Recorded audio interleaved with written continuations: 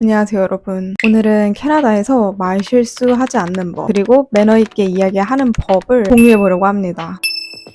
저는 캐나다 워홀에 와서 1년 좀 넘는 시간 동안 서버로 일을 하면서 다양한 외국인 손님들도 만나고 되게 다국적 코워커들과 일을 해왔어요. 그 속에서 당연히 정말 많은 문화 차이를 느낄 수 있었는데 한국과 이 나라가 좀 다른 부분, 우리가 좀 말실수를 할 수 있는 부분이 무엇인지 제가 이 과정 속에서 느낀 것들을 토대로 한번 이야기해 보도록 하겠습니다. 일단 첫 번째는 칭찬입니다. 한국과 이 나라는 미의 기준이 정말 많이 달라요. 그래서 여러분이 칭찬으로 던진 말이 이 사람들에겐 약간 비꼬는 건가? 이렇게 다가올 수 있어요. 일단 피부 하얀 걸로 막 칭찬한다던가 부러워하는 표현을 하지 마세요. 왜냐면 한국에선 되게 하얗고 깔끔한 피부가 예쁜데 백인들 사이에서 특히 백인 여성들 사이에서 진짜 인기 많은 제품이 태닝 크림이에요. 제가 이거를 백인 친구들과 일을 하면서 처음 알게 됐어요. 태닝 크림을 바르고 온다는 거예요. 무슨 말이지? 싶어서 그 태닝할 때 태닝이 더 잘 되도록 도와주는 크림을 말하는 거냐 하니까 아니래요. 피부가 태닝한 것처럼 보이게끔 자기 피부톤보다 더 어두운 걸 이제 얼굴과 몸에 바르고 오는 거죠.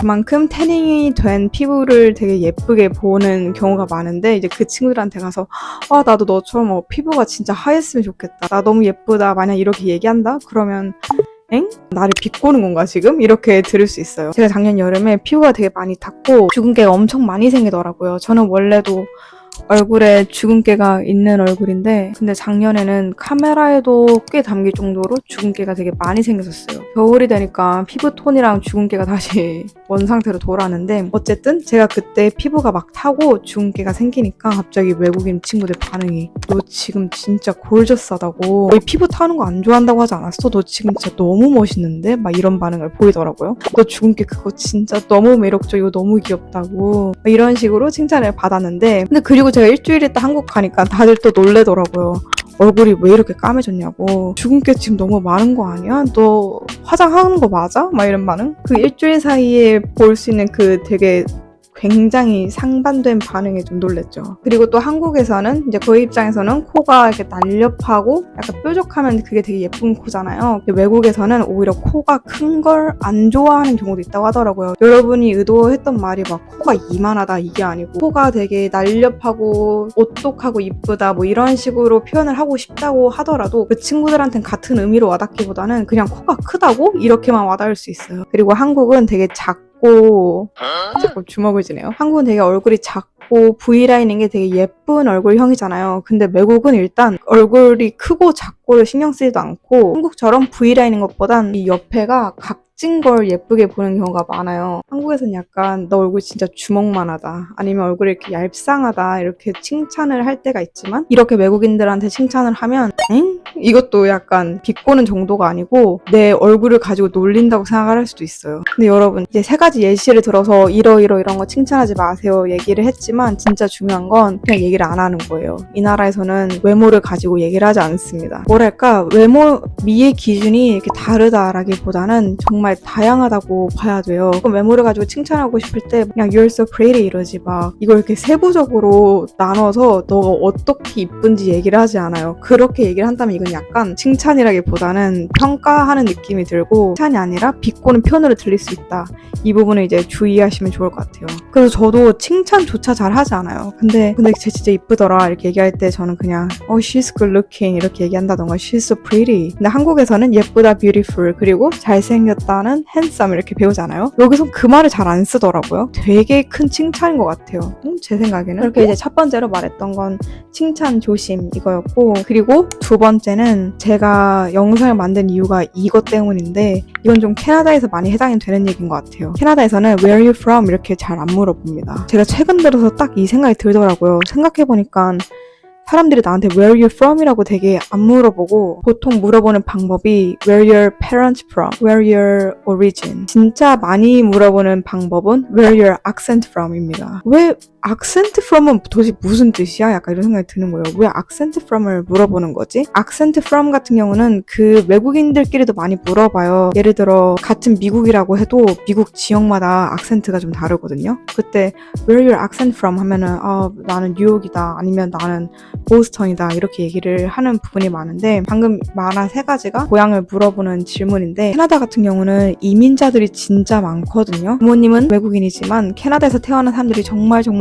많아요. 제가 딱 봤을 때 아시안의 외형인데? 라고 생각을 해서 where you're from 이렇게 물어보면 이거는 조금 무리하게 다가올 수도 있어요. 되게 겉모습을 보고 내가 이 나라 사람이 아니라고 단정을 지어버리는 말로 와닿을 수 있습니다. 제가 제일 많이 들었던 질문은 where your accent from 이거였고요. 이게 약간 부드럽게 되게 매너 있게 상대방의 출신을 물어보는 표현인 것 같더라고요. 최근에도 진짜 저번 주에 있었던 일인데 한 손님이 저한테 오더니 where you're from 하더니 sorry where your accent from 이렇게 물어보더라고요. 아마 그 손님은 제가 딱 봐도 캐네디언이 아니라는 생각이 들었고 제가 어느 나라 출신인지 궁금했는데 질문이 좀 무리하게 다가올까봐 말을 정정했던 것 같아요. 제가 최근 들어서 느낀 가장 흥미로운 부분이었고요. 근데 또 여기서 포인트, 출생을 잘 안 물어봅니다. 여기서도 제가 만약에 대화를 하다가 스몰톡을 하다가 근데 우리나라에서는 이렇게 말을 던지면 그때 방금 너가 우리나라에서는 이라고 말을 했는데 그럼 넌 어느 나라에서 온 거야? Where you're coming from? 이렇게 되게 조심스럽게 물어보지 막 이렇게 물어보는 분위기는 아니에요. 그 사람의 출신을 물어본다고 해서 무례한 건 아니거든요. 근데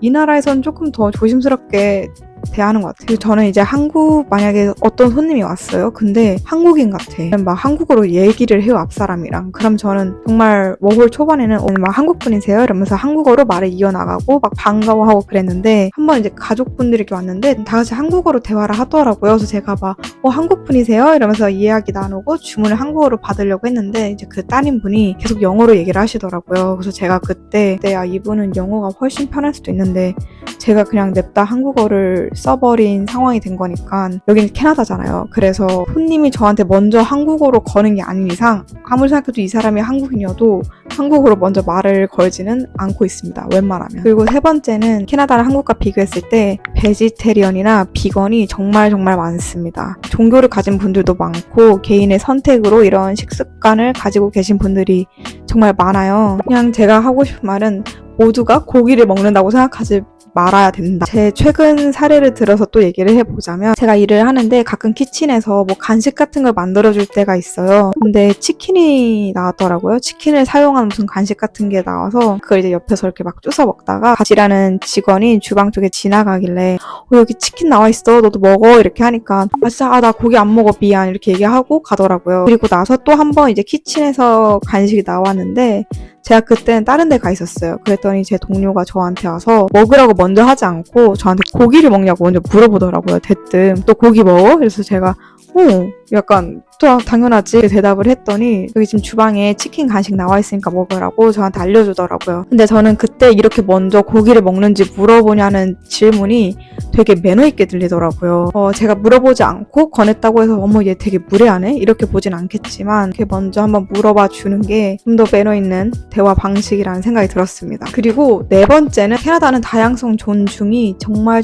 중요해요. 그리고 성별을 정의하는 기준이 정말 달라요. 예를 들어 제가 딱 봤을 때 이 사람은 남자예요. 하지만 그 사람은 내 성별을 여성 아니면 그 어디도 속하지 않음 이렇게 정해버릴 수가 있어요. 상대방의 성이나 상대방의 취향을 제가 함부로 단정짓는 말을 하면 안 됩니다. 한국어로 치면은 예를 들어 남자한테 가서 여자친구 있어? 이렇게 물어보고 여자한테 가서 남자친구 있어? 이렇게 물어보는 게 아니라 애인 있어? 라고 이렇게 물어보는 게 매너인 거죠. 참고로 애인이 있냐는 질문도 진짜 잘하지 않아요. 상대방에게 관심이 있거나 그 대화에 정말 필요한 내용이 아닌 이상 아니면 상대방이 언급하지 않는 이상 애인이 있냐는 질문도 잘하지 않습니다. 그래서 이제 상대방의 취향을 단정지어서 이야기하지 않도록 조심해야 되고 또 성을 단정지어서 이야기했을 때 기분 나빠하시는 분들도 많아요. 저는 이런 경험이 없는데 제가 두 가지 일례를 들어드릴게요. 이건 제 주변에서 있었던 일인데 한번 이제 펍에서 서버로 일하는 친구가 이제 손님들이 이렇게 와서 Hi guys 이렇게 얘기를 했대요. 이제 처음 인사로 Hi guys라는 말은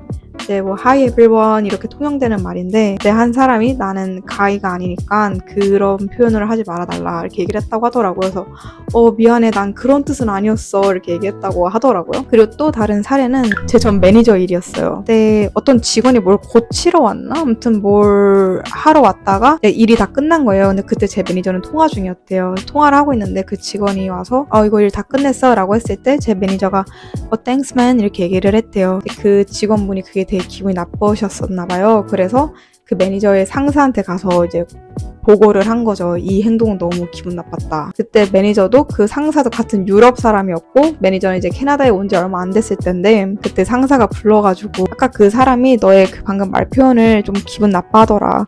근데 이 나라에서는 말조심을 좀 해야 될 필요가 있다. 좀 예민한 부분이다. 이렇게 얘기를 했다고 하더라고요. 저 같은 경우는 이런 경우는 없어요. 없는데 어쨌든 그 사람의 성과 취향을 단정지어 말하는 방식은 조심할 필요가 있다. 이거는 확실한 것 같습니다. 네, 제가 지금까지 이제 캐나다에서 1년 조금 넘게 살면서 경험하고 느낀 것들을 이제 얘기해봤고요. 뭐 캐나다에서 말 실수하지 않는 법, 매너 있게 말하는 법 이렇게 타이틀을 잡았지만 결국은 문화 차이거든요. 혹시 또 제가 언급하진 않았지만 이런 것도 좀 다르더라, 이런 좀 그런 다른 포인트들이 있다면 댓글로 남겨주세요.